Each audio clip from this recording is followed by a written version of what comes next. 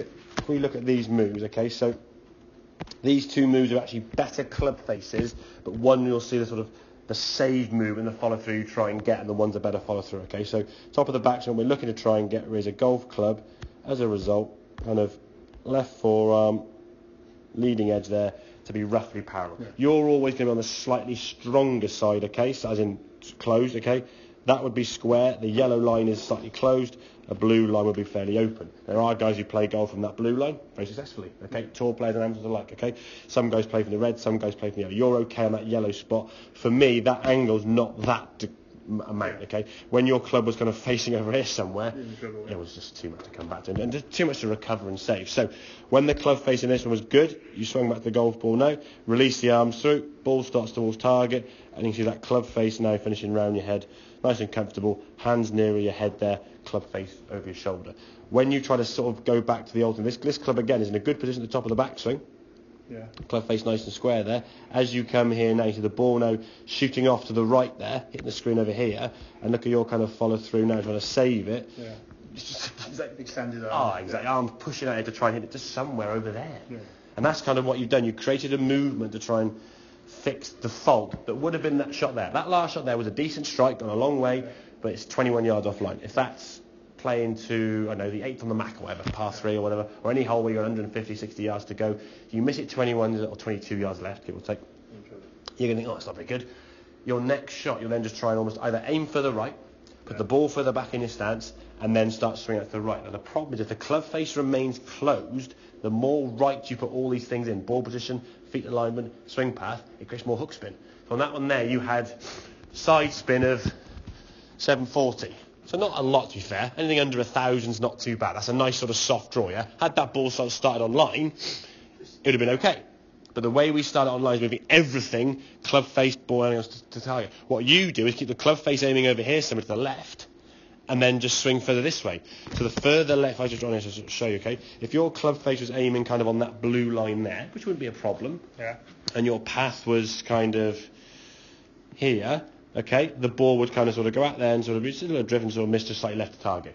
No problem. What you then do is keep the club face on that sort of cross line here, but then move everything out further this way, which then increases the hook spin, which in turn leads itself to just one of them, a big old slinging hook. And then you're like, oh God. And then the more and more right you try and aim, and then eventually you'll get to a point where you're so far right, so far back in your stance, so far, you just blaze on that 50, 60 yards right, and you go, oh, that's better, but I'm in the trouble now on the right. So we can identify when you start in a few pulley ones or a few hooky ones, your club gets a little bit strong. Could be grip. Yeah. Could be just in terms of your grip at setup, being more neutral with that right hand. That's your strong hand. That's because your work is very strong with your right arm and forearm and stuff. Or it could be your hooking the club or hooding the club in the way back by squeezing the club and just twisting it a little bit. If you squeeze down on a circular object, it's going to twist. The last few rounds has been really it's so hot in it, yeah, exactly. Yeah. Trying to stay cool out there now when the hands are sweating anyway, the grips are getting a bit sweaty. If you're squeezing on top of something, it's just going to doop and just spin off the side. And when it does that, then your club face is going to come back closed. And then your reaction to doing that is, okay, I'll just go further this way. Yeah. And then it just lends itself into a situation where you just got worse and worse and worse, as you said.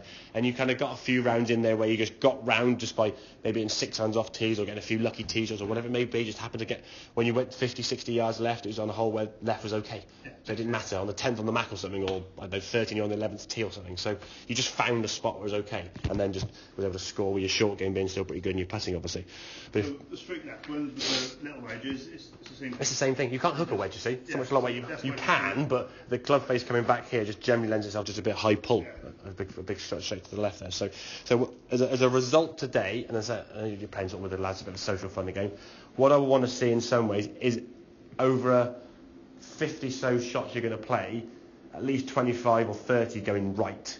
Good strike, I mean not shanks right or just shove it up, but decent strikes to the right, okay? And a bit more flight to the bit higher flight, okay? If there's some draw this way, that's fine, but when you finish the swing, on fullest shots, I want to see your hands kind of over your shoulder here, not kind of out here and stretching and saving. Granted, there will be some swings when you make where you do stretch your arms and have your hands here, and it's some good shots. Yeah. But that's just like 2 or 3 wrongs making a right. Yeah. Just to remind me of what. Exactly. Your best swing you ever made, and that's probably towards the end of last year's when we were playing in the winter and stuff and into summer. You were hitting some shots and you were swinging. Your club was finishing round here. You had a full chest rotation to target. And again, not being rude, we haven't played much golf. People's physical golf mobility has got worse. Not they have got unfit, it's just they haven't swung a golf club in 6 months and their body's not used to twisting as much. So it does get a little bit kind of lazy and you're like, well, can't you move as well? And we know yourself, when you finish kind of in that prodded position here, it's just going to go zoom, or blade out to the right. So, okay, mate? So club face needs to be a bit squarer, grip nice and loose. If you can do that, just, again, the club exits left, okay? When the club exits left, as we can see kind of on here, that's on a good plane through your left shoulder. Everything's released through there nicely, and the club kind of finishes relaxed over your left shoulder in a good position. It's when you start trying to send it out to the right, which on that heavy roller, you can't do because it's too bloody heavy. So it's a good thing to get the feeling of that club just swishing around here and just sort of turning almost like shaking hands. You're the target, just going to turn, shake hands to the target, not kind of just go and do that. Just turn your body to face the target. So okay, mate. Okay, bro.